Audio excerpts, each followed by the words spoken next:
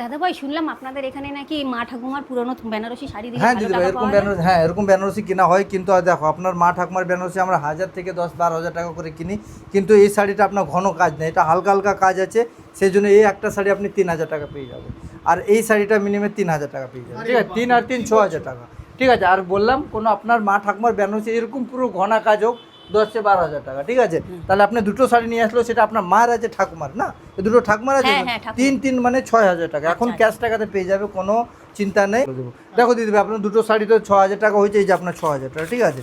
আর এই আমরা আছি, আমাদের ঠিকানা আছে দমদম মতিঝিল, ঠিক আছে। আচ্ছা, আচ্ছা। আর যত পুরনো শাড়ি থাকে অত ভালো দাম পেয়ে যাবে, সেটা আপনার মা ঠাকুমাদের বেনারসি একদম ছেঁড়া দিন, সেটা দাম পেয়ে যাবে। এই যে ঠিক আপনার আছে, দুটো ঠিক শাড়ি 6000 টাকা পেয়ে গেছেন, এটা আপনার ঠাকুমার বেনারসি ছিল, সেই জন্য আপনি দাম পেয়েছেন। আচ্ছা ঠিক আছে, বলছি যে তাহলে আরো অন্য অন্য ধরনের কি ধরনের শাড়ি আপনারা দেখো কেনেন? অন্য অন্য ধরনের কাপড় ধরতে গেলে আপনি যে বেনারসি তো কিনছি, আদার্স এর ছাড়া 3টে কাপড় কেনা হচ্ছে।